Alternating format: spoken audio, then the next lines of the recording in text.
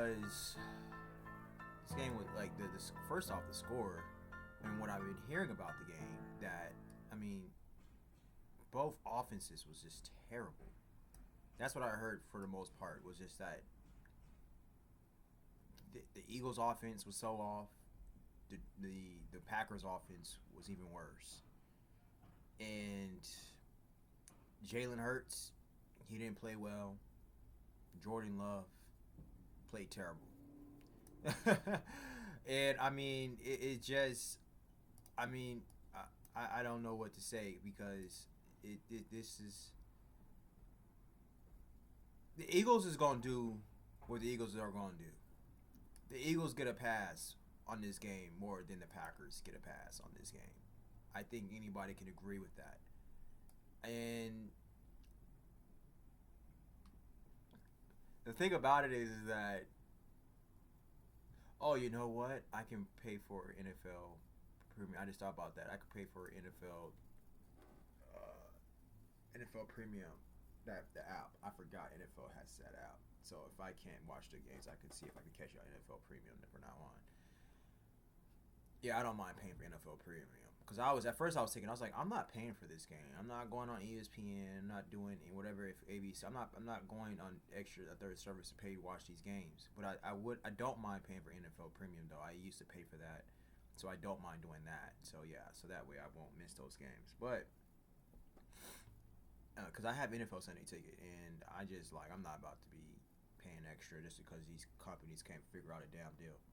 But anyway. So I mean, but like let's see. The Eagles defense, it says the Eagles defense shines in prime time for likely many a viewer Monday. For likely many a viewer Monday night, this game wasn't pleasing, but it was nonetheless a defensive masterpiece for the Eagles. So the Eagles defense actually played very, very well. So let's see, on every level, whether it be the newly acquired Jalen Phillips, linebacker N'Kobe Dean, cornerback Kenyon Mitchell, and on and on and on. Philadelphia's defense rarely gave quarter against the Packers, stifling Green Bay for the majority of a cool night at Lambeau Field before standing tall when it mattered most.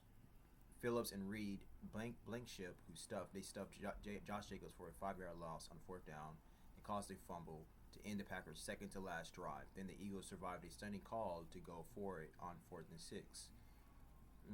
From the Packers' 35-yard line that led to a last-ditch 64-yard Green Bay field goal attempt. And let's see here. Vic Fangio's D 15th in points allowed, 20th in yards given up entering the week was collective for the unit tonight. So like this they're yeah. So the Packers were held to 261 yards in a season low 7 points and 9 drives. So Jalen Phillips, he shined in his debut. He had 6 tackles, 2 quarterback hits, tackles for a loss from a recovery. Nolan Smith, he had a sack, 2 QB hits. He returned from IR. Jalix Hunt, he had a sack, 2 tackles for a loss. He continues to tribute, and so the Eagles defense is looking scary. But the thing about it is that was it really the Eagles defense or was it the Packers offense? It could have been both. Maybe it's both. I hear how terrible Jordan Love was. So here's a cause for concern in Green Bay. So let's see here. 9 games into the season, the Packers have stumbled to 3rd place in the NFC North. So they're facing serious concerns about their offense and have lost 2 straight. Every team has peaks and valleys, but theirs is magnified with the all-world watching in prime time. In their 3 losses this year, the Packers have scored a combined 30 points with Jordan Love throwing just 2 touchdowns in comparison to 12 in wins and ties. Green Bay is still without Jalen Reed, without Matthew Golden, and played its first games since Tucker Kraft. Okay, so I think Tucker Kraft is back. Who's gone for the remainder? Oh no, he did not play. He's gone for the remainder of the season. Okay, so let's see here. So the thing about this is that Jordan Love is so inconsistent, and I was really big on Jordan Love. I Well, I know. Hold on. Let me thought it back. I wasn't big on him, like, but I thought he could have been a pretty good player. I thought that him learning under Aaron Rodgers and some of the flashes that he's been doing. I mean, he showed us all some flashes of elite quarterback play. He showed us all how freaking, how can I put it, great he could have ended up being. And we saw the generation of quarterbacks that's coming that went down from that in Green Bay, from Brett Favre to Aaron Rodgers, now to Jordan Love. And I mean, Green Bay has always had great quarterbacks. They've always had a history of great quarterbacks. As a matter of fact, let's see. Let me look something up for y'all real quick. I'm just curious. I'm curious to see what NFL team had the most. I think that's a cool thing to look up. What NFL team has had the most generational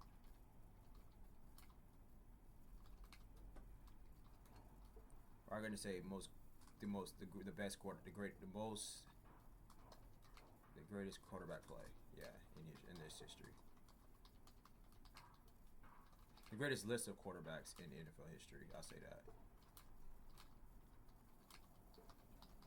Let's see. I'm just curious. It will probably be Green Bay. Or maybe Pittsburgh. You got the 49ers too. Let's see. Okay, yeah, so that's what I'm saying. All right, so top 5 franchises with the greatest list of quarterbacks in NFL history. San Francisco 49ers. Why they're number 1? They've had elite quarterback play across multiple eras. All-time greats who redefine passing efficiency, West Coast offense mastery, and clutch play. Joe Montana, 4 times. Everybody know about him. 4-time Super Bowl champion, 3-time Super Bowl MVP, arguably the GOAT, pre-Tom Brady. Steve Young, John Brody. He was a 1970 NFL MVP, led the league in passing yards twice. Jeff Garcia, 4 times Pro Bowler, overachiever who kept San Francisco competitive pass post to Young. Colin Kaepernick took them to a Super Bowl and NFC Championship. Colin Kaepernick isn't too bad. I mean, Colin Kaepernick had his years when he was really good, and then Brock Purdy, Mr. Relevant, turned franchise cornerstone. Yeah, we'll see.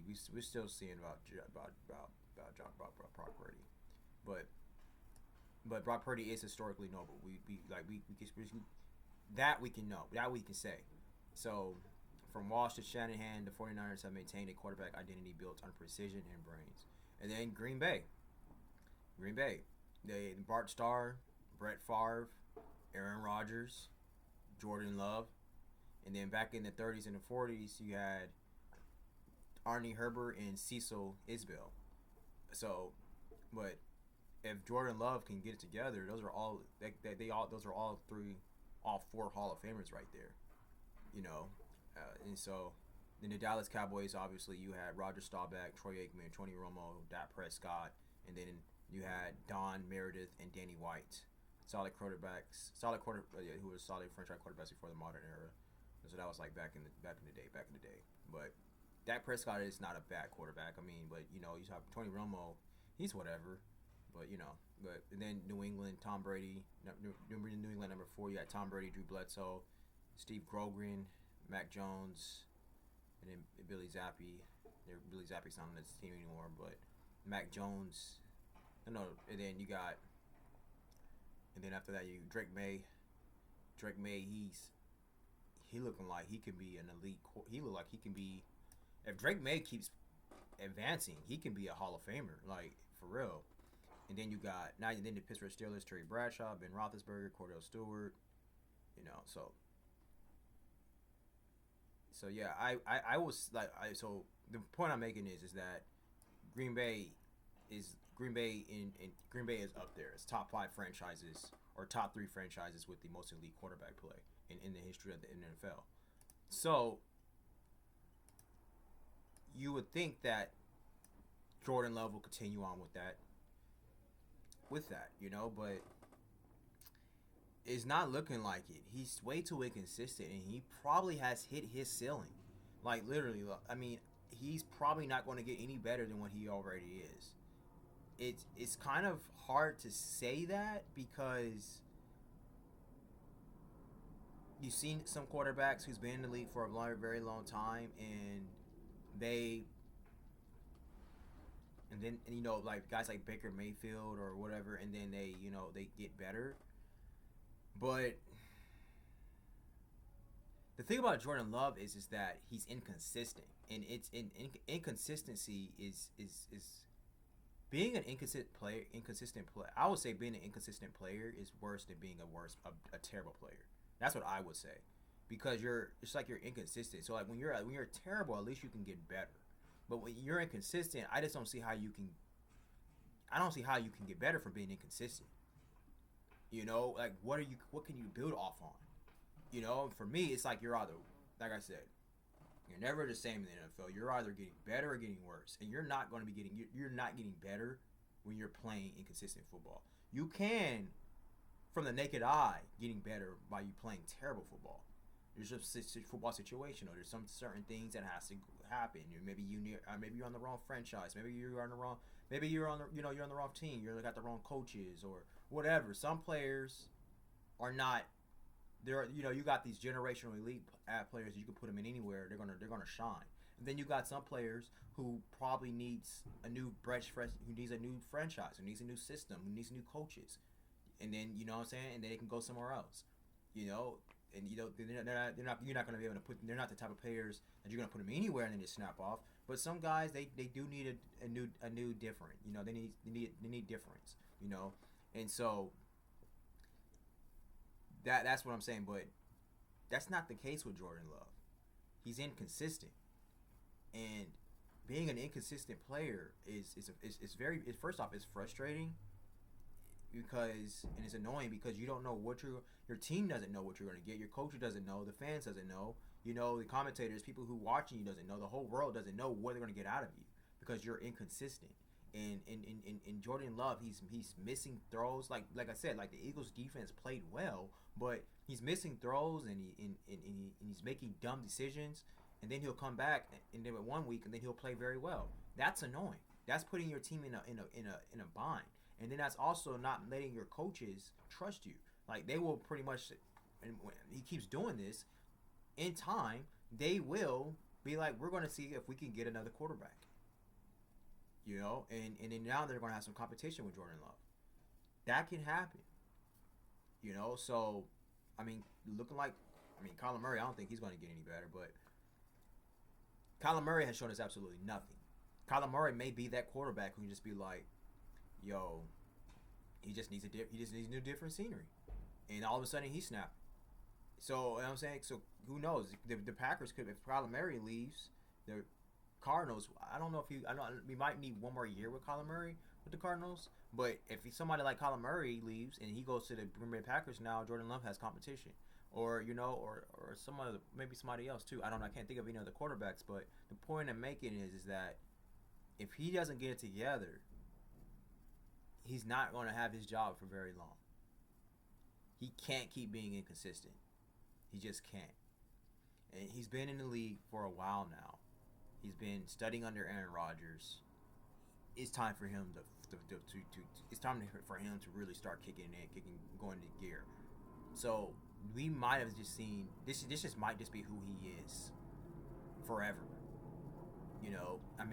I've never seen a quarterback that had the talent that sat under a Hall of Fame quarterback, or that sat under a quarterback, for years.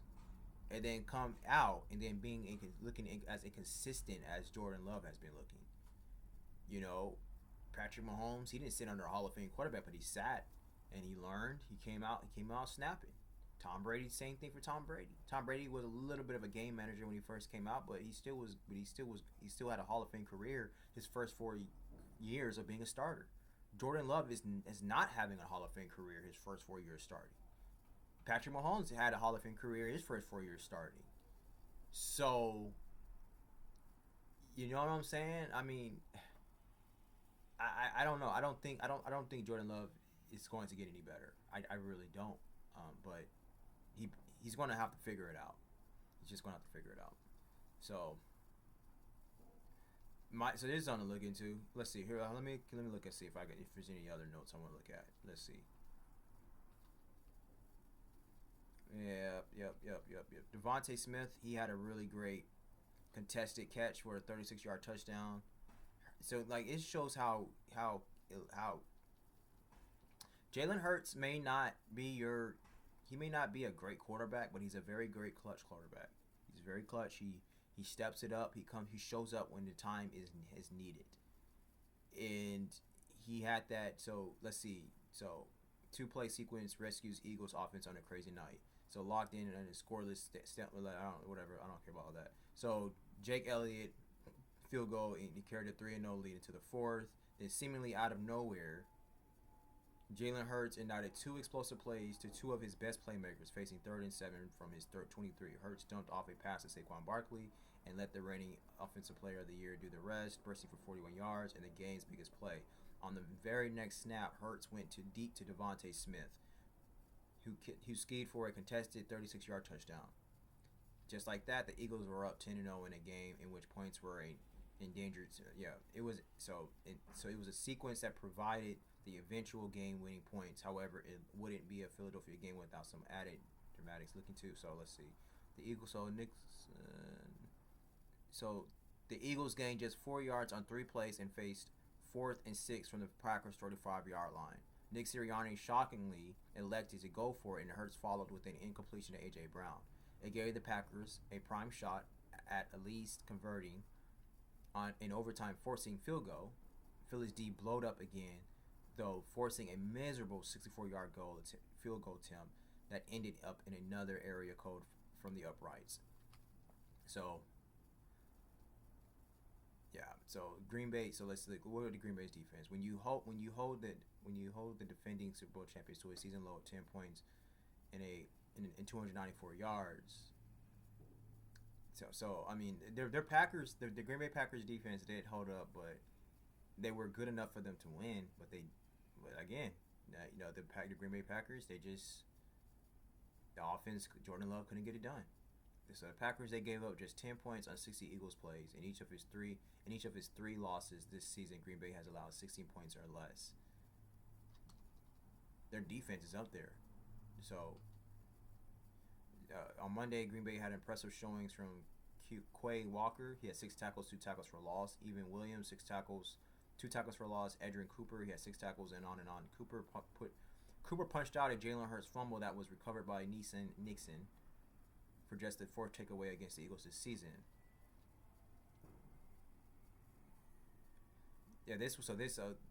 Just like the Eagles, the Packers defense have played really great too, but it just wasn't a winning. It just didn't result into a win. Let's see here. Is there anything else? So after Monday night, the Eagles are 7-2, and well on their way to becoming the first NFC East repeat champion since the franchise run of his titles from 2001 to 2004. The Cowboys are in a distant second place at 3-5-1. In the third place are the Commanders. They have lost 5 in a row and are without quarterback Jaden Daniels. And the last place Giants just fired their head coach after their 4th consecutive defeat. So obviously the Eagles are running away with this. And Packers defensive lineman Michael Parsons, he's coming off his first career game with no quarterback pressures. He had 2 on the Eagles' first drive and a team high 4 for the night. Wow. So the Eagles and Packers game featured the NFL's first scoreless first half since a Week 14 2023 Vikings-Raiders game. So earlier that same day, the Texans and Jets game also saw a scoreless first half. It was the first Monday night game with no score at halftime since a Ravens-Browns contest in Week 10 of 2009. So this doesn't happen that often. Very, very, very, very poor offensive performance. Now you can say it was poor offensive performance by the Packers.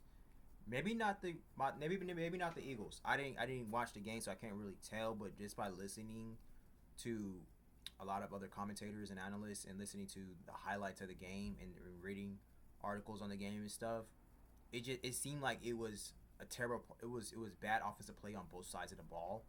and it was great defensive play on both sides of the ball. But the Packers' offense was worse because they missed out on a lot of opportunities because of Jordan Love. So Jalen Hurts gets a pass because I don't think he missed any opportunities. You know what I'm saying? Jalen Hurts, he doesn't turn the ball over. He doesn't miss out on a lot of opportunities. Sometimes Jalen Hurts just doesn't do anything. He doesn't show up at all. But what makes Jalen Hurts is the fact that he's very clutch. And when it's time for him to be clutch and for him to close out the game, or for him to win the game, he's going to figure out a way to win. Because he knows how to win. Jordan Love doesn't know how to win. The Packers don't know how to win. Nobody on the Packers know how to win. Matt LaFleur doesn't know how to win. He's a good coach, but he doesn't know how to win. And now we're asking questions. Is Matt LaFleur or Jordan Love the problem? And I'm going to say it's more Jordan Love is the problem. I'm not going to put this on Matt LaFleur. I think Matt LaFleur is a really good coach. You can only do so much with your damn player. If your player is inconsistent and your player is deciding when he wants to show up or not, that's on the player. And if your player doesn't have, you can't coach grit. You can't coach dog. You can't coach that. You can't coach a psychopathic attitude. You can't coach an obsessive mentality. You can't coach that. You gotta want it or you don't, man. Like in Jordan Love, he doesn't want it enough. He doesn't want it enough. It's just that simple. Like I get that same feeling with C.J. Stroud. Like he just doesn't. He's talented. You know, he shows you signs of elite quarterback play, of elite play, but he doesn't show excellence, and he doesn't show greatness. He doesn't show elite. You know what I'm saying? He doesn't show dog like psychopathic.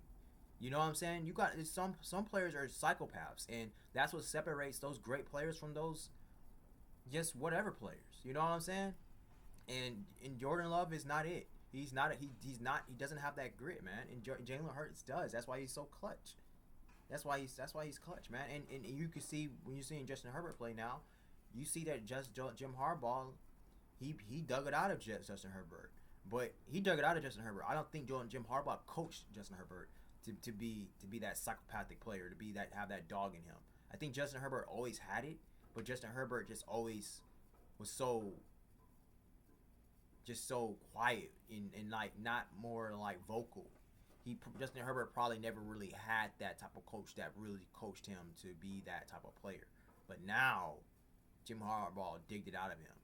And I think sometimes you can have it in you and not show it, and you just need a little bit of coaching to pull it up out of you. But sometimes, for the most part, these all like players got it. They gonna show it regardless. You know what I'm saying? They gonna need coaching. What I'm basically saying is I don't think Jordan Love has it at all, and I'm not gonna put this on Matt LaFleur. I'm not. I think Matt LaFleur has been doing a good job of coaching. I haven't had any question marks by him. I have had question marks by Jordan Love. The stuff that Jordan Love has been doing on the field, we can't put that on Matt LaFleur. We just can't. You know, him missing wide receivers, him making dumb decisions, like making mistakes. That's not Matt LaFleur. That's Jordan Love. Jordan Love is a professional athlete. He is the franchise quarterback. They had signed him to a fat contract. He has to take way more of the blame than Matt LaFleur. So I'm not going to do it. You know, Nick Sirianni, he knows how to win, though. I don't know if Matt LaFleur knows how to win yet. Matt LaFleur is still a young coach. He's still learning, you know. So, but I don't think that Matt LaFleur is going to get very far with a quarterback like Jordan Love. I'm off the Jordan Love. I never was really on the bandwagon, but I thought that he could have been a good quarterback. I thought he could have been. And I don't see that. I don't like quarterbacks that are inconsistent. I just don't. So I think it's time for Green Bay to start looking somewhere else. You know, when that opportunity comes for them to get a quarterback, if I was Green Bay, I would do it. I would do it.